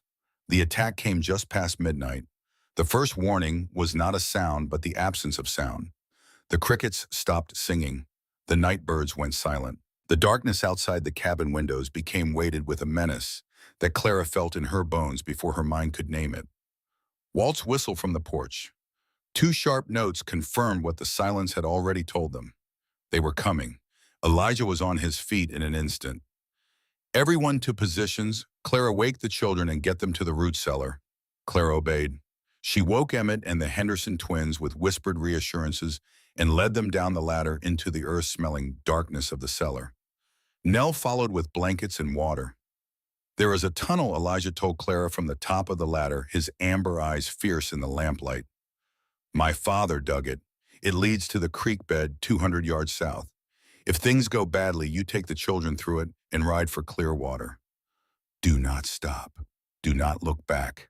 Promise me," he said, and his voice cracked on the second word. She looked up at him from the ladder, and what passed between them in that moment was more intimate than any touch, more binding than any vow. "I promise. But I expect you to be standing on this porch when the sun comes up." His hand cupped her cheek one last time, his thumb tracing the line of her jaw. "I will be here. For you. Always." Then the first gunshot shattered the night, and the world became noise and fire and fear. 8 men came out of the darkness. They attacked from 3 directions, using the terrain for cover, and the cabin became a fortress under siege. Elijah held the front with his Winchester, each shot precise, each pull of the trigger deliberate. Silas defended the south wall, firing rapidly, shouting taunts designed to draw fire away from the cabin's weak points. Jonah covered the east, moving between positions with the speed of a man half his size, his analytical mind calculating angles even as bullets splintered the wood around him. Walt took the kitchen window and proved that age had not dulled the skills forged at Chickamauga and Chattanooga. 2 attackers who thought the old man's side would be easy learned otherwise and crawled away bleeding into the dark. In the cellar, Clara kept the children calm with stories about Boston, about the ocean, about great libraries full of books. Emmett Parker sat beside her with Walt's knife in his small fist and the expression of a boy who had already lost too much and would not lose more. Then Silas was hit. Clara heard his voice through the floorboards, tight with pain. "I am hit." She was up the ladder before anyone could stop her. She found him slumped against the wall, his left shoulder dark with blood, his right hand still gripping his rifle.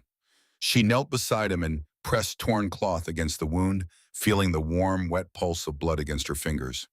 The bullet had passed through clean. He would survive if the bleeding stopped and infection stayed away. "Go back down," Silas said through his teeth. "Be quiet and let me work." He watched her bandage him with hands that did not shake, and something in his face changed. A softening, an acceptance. "You know, Clara," he said quietly, "my brother is the luckiest man on this mountain. And I say that as a man who never admits Eli is right about anything." Clara saw in his eyes the moment he let go of whatever small, private hope he had been carrying, and she loved him for the grace of it. Then she picked up his shotgun. "I can shoot," she told Elijah when he appeared. "My father taught me. Do not underestimate me." His face was a war between terror and pride. She saw the moment pride won. The shotgun, Silas's window. "Anything within 30 yards you fire. Do not hesitate." Clara took her position. She fired twice when shadows rushed the south wall, the shotgun's kick bruising her shoulder, and from the front window, Elijah's rifle finished what she started. Walt, watching from across the room, nodded once. "Good pair," the old man muttered. The hours ground on. Walt took a bullet in his old war leg and had to be carried to the cellar. Ammunition dwindled. Exhaustion crept in like poison. And then Clara realized Nell was gone. She checked the cellar, first where she had left the girl with the children. Emmett was there asleep with the knife still in his fist. The Henderson twins were there curled together under a blanket. Walt was there propped against the wall with his wounded legs stretched before him, his old eyes sharp despite the pain. But the space beside the blankets where Nell had been sitting was empty, and the tunnel entrance at the far end of the cellar gaped open like a dark mouth. Clara searched the rest of the cabin, the bedroom, the kitchen, every corner. Nothing. Nell Parker had vanished. She went through the tunnel, Elijah said when Clara told him, his voice flat with the combat calm she was learning to recognize. The escape route to the creek. But where would she go? They would not know until dawn. But Nell Parker, 19 years old, a serving girl from a frontier saloon, had crawled through a dark tunnel, found a horse, and ridden alone into the Wyoming night toward Clearwater, 50 miles of mountain road in the darkness unarmed, to fetch the only help that could save them. "Winter always ends," Jonah said from his position at the east window, his voice steady, though his hands trembled, and his spectacles sat crooked on his nose. "And so does this night. We will get through this." Dawn came. Gray, then pink, then gold. The shooting stopped. The attackers withdrew into the tree line, not fleeing but regrouping. "They will be back," Elijah said, his voice hoarse, "with more men." The decision tore at him visibly. To leave the ranch was to leave everything the Calloway family had built across 2 generations. But to stay was to die. "We go," he said, and the 2 words cost him more than any bullet. As Clara moved through the cabin one last time, she stopped in Margaret's room. Something drew her to the chest of drawers, an instinct she could not explain. At the bottom of the lowest drawer, beneath folded linens that smelled of lavender and age, her fingers found a sealed envelope. Yellowed paper. Familiar handwriting. "For the woman who will love my sons." Clara stared at the words and felt the world tilt. Margaret Calloway, dead nearly 10 years, reaching across time to speak to her. She did not open it. Not yet. The sounds of urgent preparation outside reminded her that survival came before everything else. She tucked the letter into her bodice beside the cameo brooch. Those 2 talismans from 2 women who had walked the same path and went out to face whatever was coming. They loaded the horses. Clara helped Walt mount despite his wound. Silas sat his horse, one-handed, jaw set, refusing to show pain. The Henderson twins rode with Jonah. Emmett sat before Clara on Daisy, small and brave and silent. As they rode north through the valley, Clara looked back once at the cabin growing small behind them. Smoke still curled from the chimney. The porch where Elijah had promised he would always be there stood empty in the morning light. Bullet holes pocked the shutters like dark stars. She turned forward and did not look back again. The trail climbed through dense forest, the mountains closing in the sky, narrowing to a ribbon of blue between the treetops. They rode in tense silence, alert for the sound of pursuit, but the only sounds were hooves on earth, wind through pine, and the distant cry of a hawk circling the thermals above the ridgeline. Late in the afternoon, as the sun began its descent, Elijah raised his hand and the column stopped. "Riders," he said, "coming fast. From the south." Clara's heart dropped. South meant Silver Falls. South meant Blackwood. The brothers moved into formation without a word. Elijah at the front, rifle leveled. Silas to the right, one arm in a sling, the other steady on his weapon. Jonah placing himself between Clara and the approaching threat, his body a shield. Clara dismounted and gathered the children behind a rock outcropping. Emmett gripped his small knife. The Henderson twins pressed against her sides. The hoofbeats grew louder. Dust rose above the trees, 15 riders at least, and then Elijah lowered his rifle. Slowly, the way a man sets down a burden he has carried so long, he has forgotten what it feels like to stand without it. "That is Marshal Dawson," he said, "and those are territorial deputies." The column emerged from the forest, and at its head rode a tall man with a silver star on his chest, in the steady eyes of a lawman who had spent his life bringing order to places that had none. And beside him, exhausted, her blonde hair, wild, her face streaked with the dirt of a 50-mile midnight ride, sat Nell Parker. "She made it," Clara whispered, and the tears she had held back through the siege and the flight and the long, terrified ride finally came. "Miss Parker rode into Clearwater at dawn," the marshal said, dismounting. "Told quite a story. Judge Harmon happened to be in town. He insisted on coming along." Behind the marshal, his hands bound to his saddle horn, rode Jasper Blackwood. His face was white, his dark eyes were empty. He looked for the first time since Clara had known of his existence like exactly what he was. A small man who had made himself large through other people's fear. And now the fear was over. But Blackwood had one last act of desperation left in him. The column rode back into Silver Falls in the late afternoon, the setting sun turning the windows of Main Street to sheets of copper. Marshal Dawson's 12 deputies fanned out through the town with the quiet efficiency of men who had done this work before securing Blackwood's hired men one by one. Most surrendered without resistance. The few who tried to run were caught before they reached the edge of town. Blackwood himself was escorted to his office at the Copper Crown Saloon, where the marshal intended to inventory the evidence before transporting the prisoner to Clearwater for trial. Clara walked beside Elijah at the head of the procession, in the changed circumstance of their approach, returning not as fugitives, but as the vanguard of law, filled her with a fierce, quiet satisfaction. Judge Abel Harmon, a silver-haired man of 60 with sharp eyes and the quiet authority of someone whose word could reshape lives, dismounted more slowly and surveyed the scene.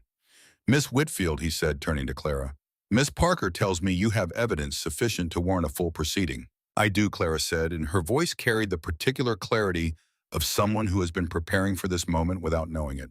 "Systematic embezzlement from Silver, Falls town funds, conspiracy to commit murder, and complicity in the death of Margaret Calloway. I can document every claim." The judge regarded her for a long moment. "Then you had better show me." They entered the saloon. Blackwood sat at a table near the bar. His hands bound his face, a mask of carefully controlled rage. Marshal Dawson stood behind him. Clara began laying out the evidence on the bar: the copied ledger entries, the geological surveys, the correspondence with Holt, the letter to Pike ordering Margaret's death. When Blackwood moved, he was faster than a man his size had any right to be. He lunged from his chair, his bound hands somehow free, a knife that no one had found during the search appearing in his fist, as if conjured from the air. He seized Clara by the arm and pulled her against his chest, the blade pressing against the soft skin of her throat. The room froze. "Nobody moves," Blackwood snarled, backing toward the side door, dragging Clara with him. "I walk out of here, or she bleeds." The brothers' reactions were immediate and distinct, revealing in this moment of ultimate crisis the fundamental nature of each man. Silas surged forward, rage overriding everything, his wounded shoulder meaning nothing against the instinct to protect. Jonah caught him with an arm across his chest, holding him back. His own jaw clenched with fury, but his mind still working, still calculating, already shifting position toward the side of the room, toward a flanking angle that Blackwood was too focused on the front to track. Elijah did not move at all. He stood perfectly still, his amber eyes locked on Blackwood with an intensity that seemed capable of stopping time itself. When he spoke, his voice was calm, not the false calm of a man hiding his fear, but the true calm of a man who has assessed every variable and made his decision. "Blackwood, you are holding the woman I love. I want you to understand what that means." His voice did not rise. It did not need to. Every word landed with the weight of stone. "It means I will follow you to the ends of the earth. It means there is no place you can hide, no distance you can run, no darkness deep enough to protect you from me. If you hurt her, I will find you. Not today, maybe, not tomorrow. But I will find you, and when I do, there will be no law, no judge, and no mercy between us." The words were not a threat. They were a statement of fact delivered with such absolute conviction that even the marshal shifted uncomfortably. Clara, the blade cold against her throat, felt no fear. Only the strange, transcendent certainty that this man's love was the most powerful force in the room. "Let her go," Elijah continued, his voice dropping to a register that Clara felt in her chest. "Let her go and face justice. It is over, Blackwood. Nearly 10 years of lies, theft, and murder.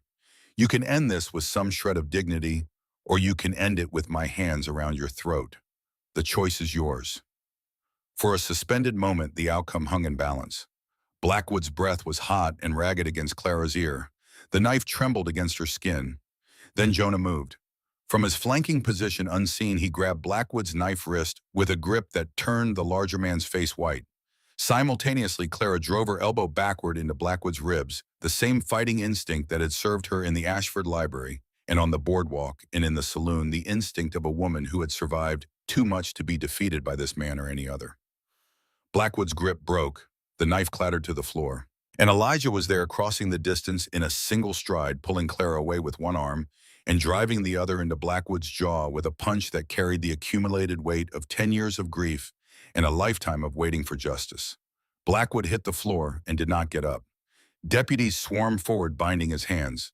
Clara sagged against Elijah's chest, and his arms closed around her with a tenderness that made the lawman look away, granting the moment its privacy. "Are you hurt?" he asked, his voice rough, his hands moving over her arms and shoulders with urgent gentleness. "No," Clara whispered. "I am not hurt." "Clara," he said her name the way he always said it, like a prayer, like a promise, like the only word he needed. His forehead dropped to rest against hers, and for a long moment they simply breathed together, sharing the same air, the same space, the same profound relief of danger past and love confirmed. "I believe," Judge Harmon said dryly from across the room, "that the prisoner requires medical attention in a jail cell in that order. Gentlemen, if you please." The trial took 3 days. Judge Harmon established a temporary court in the town church, the only building in Silver Falls large enough and neutral enough to serve, and the proceedings drew every citizen of the town and many from the surrounding territory. Clara's testimony was the cornerstone. She presented her evidence with the precise, organized clarity of a woman whose education and character were made for exactly this moment. Elijah testified about the letter ordering his mother's murder, his voice steady despite the emotion that darkened his amber eyes. Silas provided a detailed account of Blackwood's reign of intimidation, his arm still in a sling, but his voice carrying the particular authority of a man who has bled for the truth. Jonah systematically demolished Blackwood's financial records, identifying patterns of fraud that stretched back more than a decade. Walt Briggs testified about Margaret Calloway's final weeks, the fear she had confided the suspicious circumstances of her death. And Nell Parker, brave, extraordinary, Nell told the court about years of coercion, the conversations she had overheard, the threats Blackwood had made against anyone who questioned his authority, and her desperate midnight ride through 50 miles of mountain darkness to bring the law back to Silver Falls. Garrett Holt, arrested while attempting to board a train in Clearwater, was brought before the court as well.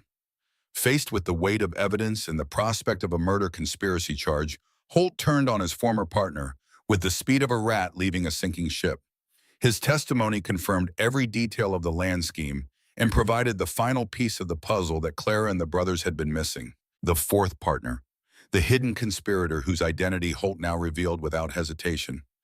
Elmer Stokes, the town clerk, a quiet, unremarkable man who had been falsifying property records and tax assessments at Blackwood's direction for over a decade.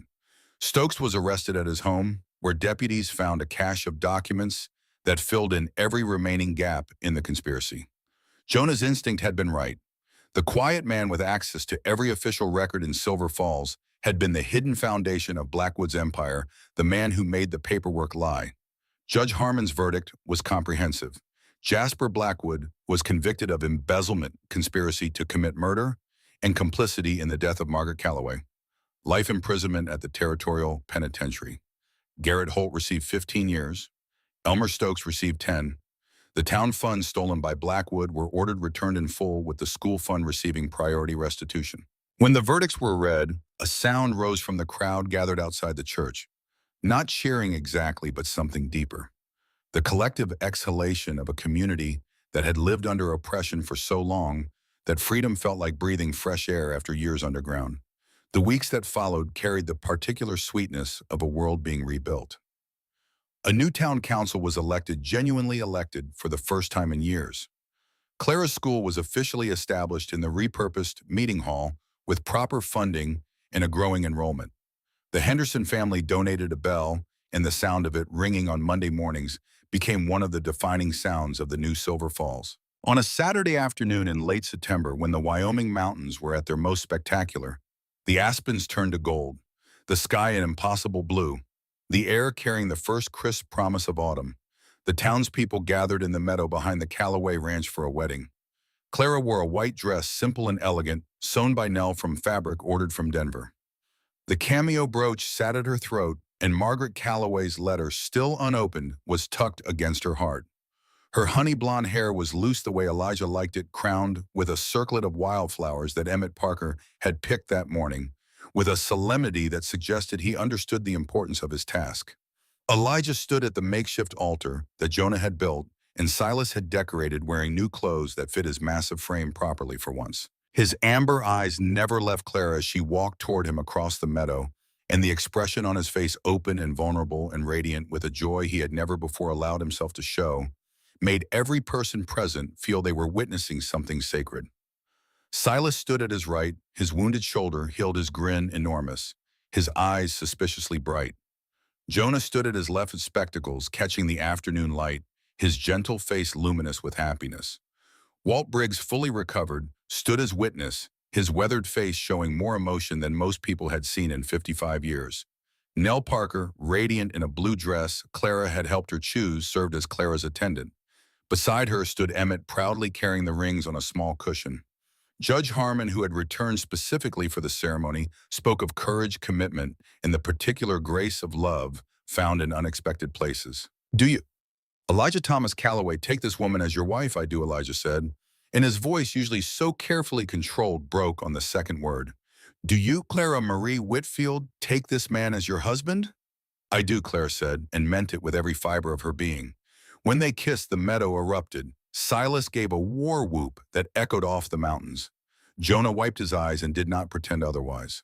Walt pulled out a flask and raised it to the sky in a silent toast to a woman named Margaret, who was not there to see her sons find happiness, but whose presence was felt by everyone who knew her story. That evening, as twilight painted the valley in amber and violet, Elijah led Clara away from the celebration to a quiet spot overlooking the ranch.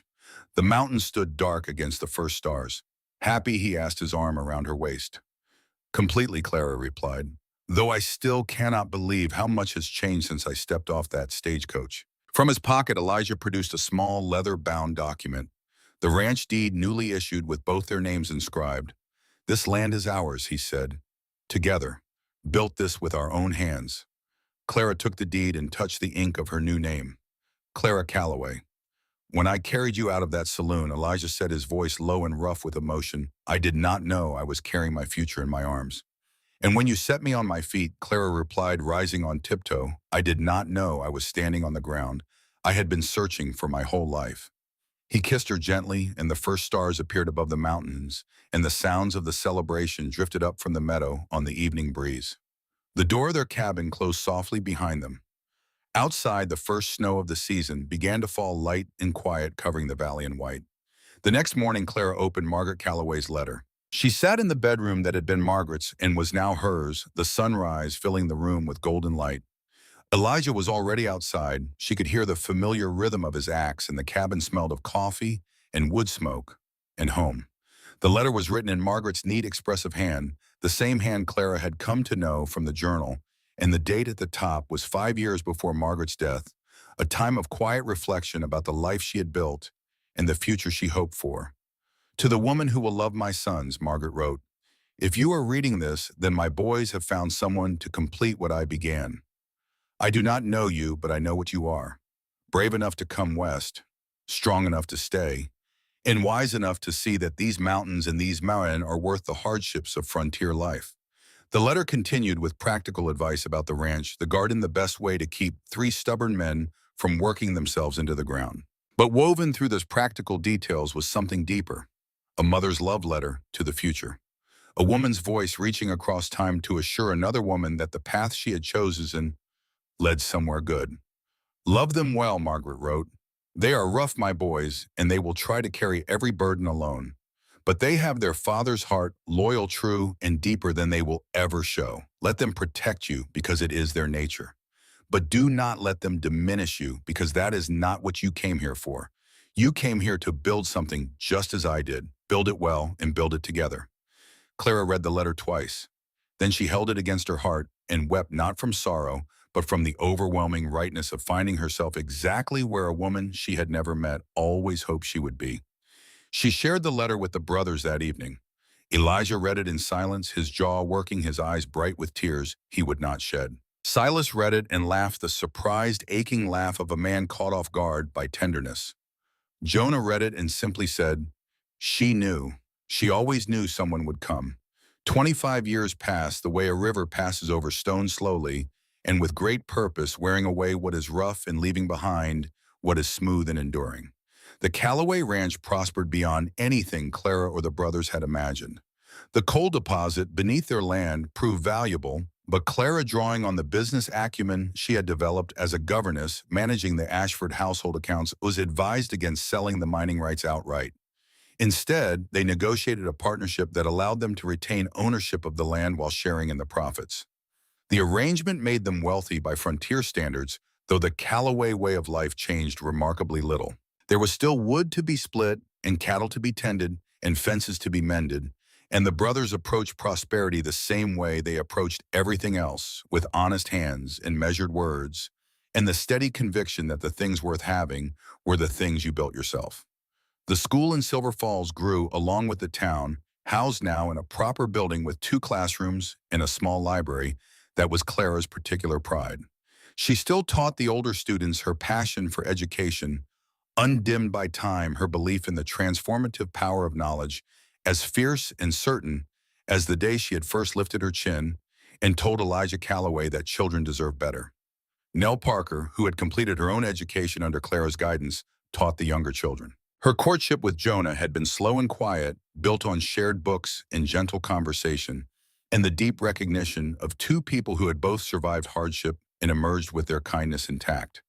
They married in a small ceremony that made Nell weep and Jonah glow, and Emmett Parker, by then 14, and heading for a university funded by the Callaway Mining Partnership, give the proudest toast anyone had ever heard from a boy his age. Silas found his match in a strong-willed rancher's daughter from the Lewis settlement, a woman named Maeve Thornton, who met his fire with her own and gave him twin boys who terrorized the household with their father's energy and their mother's intelligence. Silas and Maeve built their own cabin on the north section of the property, close enough for daily visits, far enough for the particular privacy that marriage requires. Walt Briggs, silver-haired and slower now, but no less sharp, had become the beloved patriarch of the extended Callaway household. He told stories to the children, taught the boys to whittle, and still rode the fence line with the focused attention of a man who would never quite stop standing to guard. On a crisp October afternoon, 25 years after a stagecoach had grown to a halt on Main Street in Silver Falls, and a young woman had stepped down into nothing, Clara sat on the expanded porch of the home she and Elijah had built together and watched him teach their grandson to sit a pony. Their son Thomas, named for the brother's father, was 23, now managing the east section of the ranch with the same quiet competence his father had shown at that age. Their daughter, Margaret Maggie, was studying at a university back east, following the intellectual path that Clara and Jonah had blazed before her. And their youngest, Sarah, named for Clara's mother, was 18, teaching alongside Aunt Nell at the Silver Falls School, carrying forward the legacy of education that Sarah Whitfield had planted in her daughter so many years ago in that narrow Boston room. Elijah was 53 now. His dark hair had gone silver at the temples, and the lines around his amber eyes told the story of years spent in sun and wind and weather. His hands were more gnarled than they had been, the scars deeper, the calluses thicker. But he was still the largest man Clara had ever known, still the steadiest, still the one who rose before dawn and built the fire and checked the livestock and made sure the world was safe before anyone else opened their eyes. He still left wildflowers on the table when he thought no one was watching. Clara had never told him she always watched. The wind came down from the peaks, carrying the smell of snow and pine, the same wind that had blown through this valley since before human memory, and the mountains stood their ancient watch over the home that 4 lives had become a family, had become a legacy. Elijah carried their grandson back to the porch, the boy's small face flushed with triumph. "He is a natural," Elijah said, and his voice carried the particular warmth of a grandfather's pride, a sound that the stoic young rancher of 25 years ago would never have believed possible. "Got the Callaway seat, and the Whitfield stubbornness," Clara replied. He insisted on no saddle. Elijah sat beside her right here on the porch, close enough that their shoulders touched, and the ease of the gesture spoke of 25 years of partnership and trust and a love that had grown deeper with each passing season. From the north cabin came the sound of Silas's laughter carrying across the meadow, the way it always had, loud and full and utterly himself. From the east wing, Jonah's voice drifted through an open window, reading aloud to Nell, the words indistinct, but the tone carrying the particular music of a man sharing something he loved with someone he loved. And from the barn, Walt whistled an old war tune, steady and unhurried, the sound of a man at peace. "Do you ever think about it?" Elijah asked. "Boston, your old life." Clara considered the question with the seriousness she brought to everything. "Sometimes I think about the libraries," she admitted, "the concerts, But I never missed my life there because it was not truly mine, not the way this life is. She looked at him, this mountain of a man who had carried her out of a saloon and into a love story that neither of them had planned, but both of them had needed. The silver in his hair, the laugh lines around his eyes, the hands that had built fences and rock cradles and held hers through 1,000 quiet evenings on this same porch. This is where I belong, Elijah. With you, with our children and their children, with this family we built together. I have never been more certain of anything. Elijah's arm tightened around her shoulders. Even when they were shooting at us, he asked, and the warmth in his voice, the gentle humor that had emerged slowly over the years, like water finding its way through stone, was the thing Clara loved most about the man he had become. Even then, Clara said with a soft laugh, perhaps especially then, because that was when I saw most clearly what we could be together. She still remembered stepping off that stagecoach into nothing. 25 years later, sitting on the porch he had built with his own hands, watching their grandchild chase chickens through the wildflowers while the mountains turned gold in the autumn light, she thought that was the day my life began. Somewhere in the valley, the school bell rang the bell the Henderson family had donated all those years ago, its clear, bright note carrying across the meadow and up the mountain slopes and out into the vast Wyoming sky. The sound of it was a promise kept, a future earned, a testament to every sacrifice and every act of courage that had brought them to this place. Your mind is the one thing no one can take from you, Clara. Her mother had been right about that. But Sarah Whitfield had not lived long enough to learn the rest of the truth that Clara had discovered in a valley in Wyoming territory, in the arms of a man who spoke with his hands and loved with his whole heart. Your mind is yours to keep, but your heart is yours to give. And the giving of it freely and completely to a person worthy of the gift is the bravest thing a human being can do. I love you, Clara Calloway, Elijah said, and her name, the name she had chosen, the name she had earned, sounded like a hymn on his lips. And I love you, Elijah Calloway, she replied, leaning up to kiss him as the last light of day painted the mountains in gold. Yesterday, today, and all our tomorrows. The stars came out above the valley, thick and bright and endless.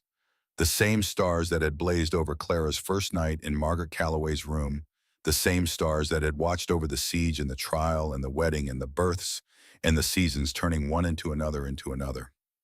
The creek sang its endless song, the wind breathed through the pines, and the mountains stood as they had always stood, patient and permanent, guarding the small valley where a mail-order bride from Boston had found not just a husband, but 3 brothers, a family, a purpose, and a home.